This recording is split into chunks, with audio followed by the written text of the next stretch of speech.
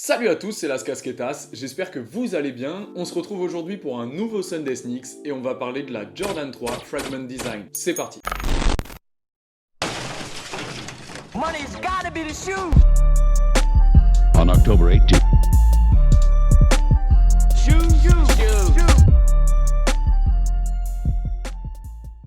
Avant de commencer à parler de la paire, je voulais tout simplement vous parler un petit peu du contexte actuel, puisque là on est le jeudi, donc il y a eu l'élocution, ça veut rien dire. Il y a eu de l'allocution de Macron hier soir, et donc du coup on est un peu dans l'attente, on sait pas exactement comment va se passer ce nouveau confinement. En tout cas j'espère que pour vous ça ira, pour le taf, etc., pour ceux qui ont des commerces, ça doit être l'enfer sur terre, donc vraiment je vous soutiens, je vous donne tout mon amour, et j'espère que ça se passera bien pour vous. Du coup, la paire d'aujourd'hui, donc c'est une collaboration entre Jordan d'un côté et Fragment Design de l'autre. Alors Fragment Design, c'est une marque qui est gérée par, je lis mes notes parce que je ne connais pas le nom, Hiroshi Fujiwara. En fait c'est un artiste, c'est un créateur, et donc il a fait énormément de collaborations, notamment Converse, Moncler. Il faut savoir qu'ils ont déjà collaboré avec Nike et Jordan du coup par le passé, notamment sur une Jordan 1, c'était en 2014, qui est incroyable. En ce qui concerne le modèle d'aujourd'hui, donc il faut savoir qu'il est sorti avec toute une collection de sapes autour, donc il y a des hauts, des bas, etc., etc.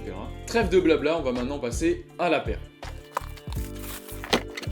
Voilà la pépite d'aujourd'hui, donc faut savoir que cette paire déjà, je voulais remercier Alan, donc c'est un pote à moi qui a réussi à la COP, et donc du coup c'est grâce à lui que je fais cette vidéo, sinon j'aurais pas pu la faire puisque moi je me suis mangé que des L. Alors du coup pour la paire d'aujourd'hui, donc on a une grande dominante de blanche et de noir, enfin c'est même pas une grande dominante puisqu'on a seulement un coloris blanc et noir. Ensuite si on rentre plus dans le détail, donc on va commencer déjà par l'arrière de la paire. Donc à l'arrière de la paire on va avoir un logo Jumpman translucide avec un R en dessous, et à l'arrière de ce Jumpman translucide, on va avoir un logo Fragment Design qui va être tamponné sur le cuir, et donc du coup, comme le Jumpman est translucide, ça permet de voir les deux logos l'un sur l'autre, et ça me rappelle énormément une autre Jordan 3, je vais vous la prendre.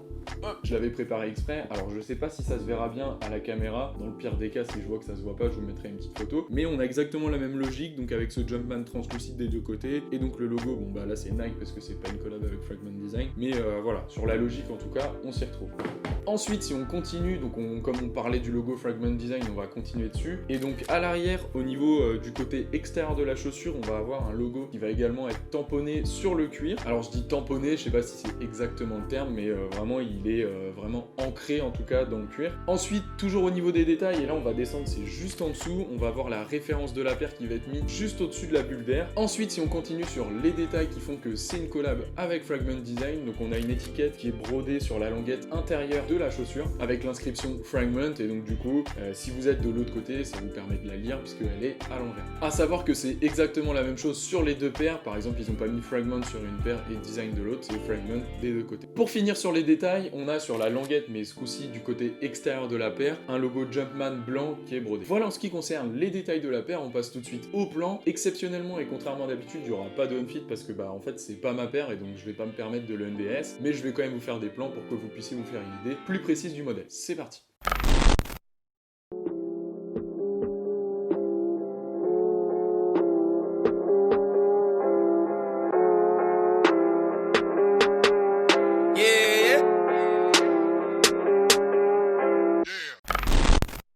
Voilà en ce qui concerne les plans, alors c'est assez rapide, mais du coup c'est vrai que dès qu'il n'y a pas de on-fit, c'est forcément un peu plus short. On va passer tout de suite aux points positifs et aux points négatifs que je trouve à la paire, et puis après ce sera à vous de vous faire votre propre avis. Alors on va commencer tout de suite avec les points positifs, et le premier, ça va être le coloris. Alors souvent j'aime bien les paires un peu plus extravagantes, avec plus de couleurs, plus de détails, etc. Mais honnêtement celle-ci je la trouve plutôt clean, j'aime beaucoup le mélange avec en fait un modèle tout blanc et comme un petit peu un cercle tout autour noir, et je trouve que ça se marie plutôt bien. C'est pas compliqué, mais voilà, je sais pas, je trouve que le coloris est plutôt propre. Ensuite, deuxième point positif, et là on va rentrer un petit peu plus dans le détail, ça va être l'arrière de la paire que je trouve incroyable. C'est pour ça que j'avais acheté justement la Jordan 3 Rétro que je vous ai montré au début. Je suis ultra fan de cet arrière translucide et le fait de pouvoir mettre quelque chose derrière. Alors c'est sûrement en lien avec ma petite lubie justement des Icy Sol, donc des semelles transparentes. C'est toujours un peu cette même logique de pouvoir montrer quelque chose en premier plan et ensuite par le biais d'avoir quelque chose de translucide translucide, de montrer aussi quelque chose au second plan, et c'est quelque chose, je sais pas, je trouve ça vraiment stylé. Et là, en plus, le logo de Fragment Design, on va pas se mentir, il est vraiment stylé. Troisième et dernier point positif, je vais vous parler de la qualité de la paire. Alors souvent, il faut aussi voir un petit peu dans le temps, mais là, au niveau court terme, juste avec le fait d'avoir la paire dans les mains, le cuir, il a l'air d'être d'une qualité incroyable. Franchement, la paire, elle est méga clean, il n'y a pas de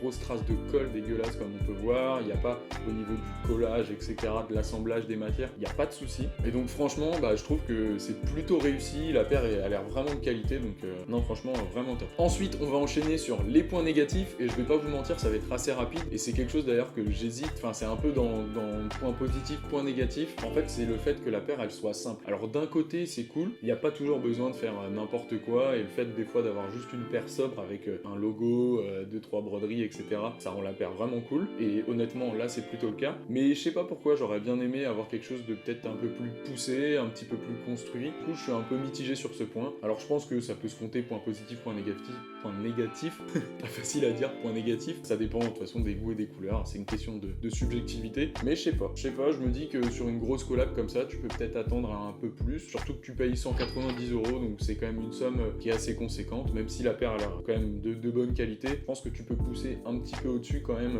les détails sur la paire. Voilà en ce qui concerne les points positifs et les points négatifs, et c'est là-dessus qu'on va clôturer ce Sunday Sneaks. Je voulais remercier une dernière fois Alan, parce que mine de rien, sans sa paire, il n'y aurait pas eu de vidéo, donc merci beaucoup, vous pouvez aller le follow sur Insta, vous pouvez aussi le remercier dans les commentaires, comme ça moi aussi ça me permet d'être plus référencé.